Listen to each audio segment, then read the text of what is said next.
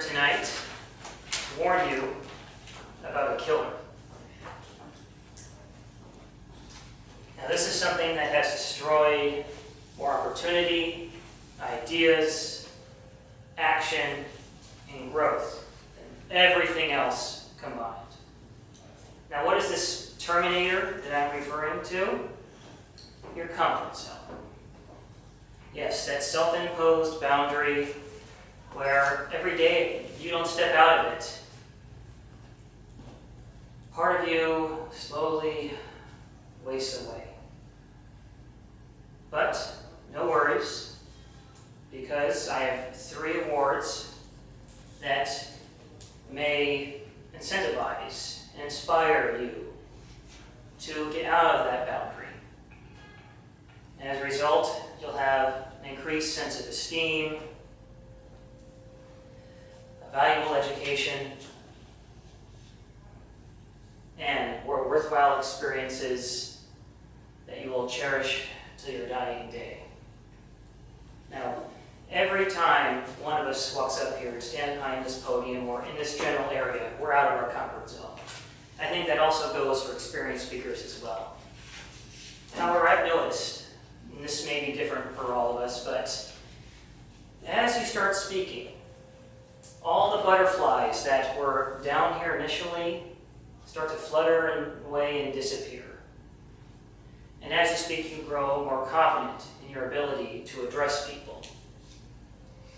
And you also have the sense that you are enlightening and educating them as to what you are speaking about. And again, when you finish speaking, there's this great sense of accomplishment. Like, wow, I actually got up here and did this. I was terrified beforehand. It may not have gone as well as I had hoped, but still, I got up here and did it. And there may be no physical accolades, but the emotional, mental, psychological results are immense. You still just can't believe, something you'll hold on to forever. Oh my God, I actually got up here and did this. I conquered my fears, got to the top of the mountain, and got up here and spoke to an audience. I mean, that's why we encourage everyone here to participate in table topics, because you don't want to be wondering, what could have happened if I had gotten up here? Oh, I should have done it. You don't want that lasting sense of regret. What you do want is that everlasting sense of accomplishment and knowledge that you not only got up here and conquered your fears, but also enlightened and educated those who you spoke to. And I was allowed that opportunity fairly recently. I spoke to a crowd at an event at OHSU about helping disabled people find their place in the work atmosphere. And I was impromptu, no notes or anything, as I knew as I finished. And they started applauding that I had truly reached them. And it allowed me the opportunity to also spread this message to a group at an Easter Seals meeting. And again, none of this would have happened had I not gone up there and talked to that audience. I would have had the courage to do so had I not been participating in this club, as it has also enlightened me and educated me as to becoming a better speaker.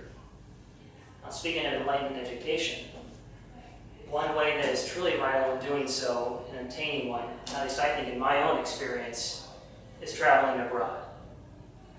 I mean, you can learn things that you can't get in a classroom just sitting there and having someone talk to you for an hour. And also, there's one thing that's really key in this world, it's perspective taking. And traveling abroad opens your mind and opens your perspectives into how other cultures and people live, operate, and function. And also into how previous societies did so as well.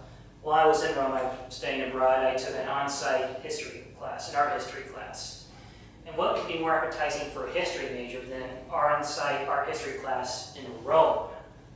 I mean, today we'll be studying the Pantheon. Let's go see it.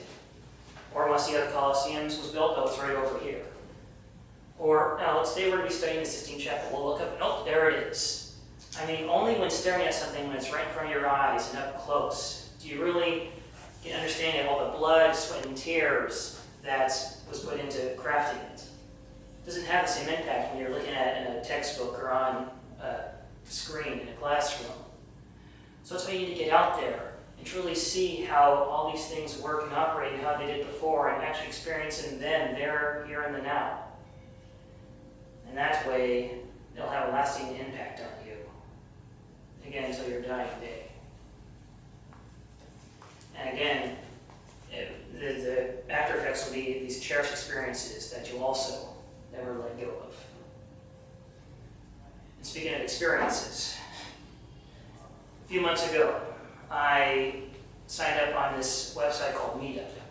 It's a social site where, and I registered for the Portland chapter, where they put together events for people to get together, meet one another, hang out, get to know each other. And it ranges from just having a happy hour to going on a hike to going roller skating at Oaks Park of all things, as if people our age still do that. And one of these things that I went to was this dance. And it was over in Old Town Portland, which, as some of us may know, is not the cleanest and safest part of the area. It was also late on a work night, so I wasn't sure if I wanted to go there, be there late, then come home and only have a few hours of sleep until work started.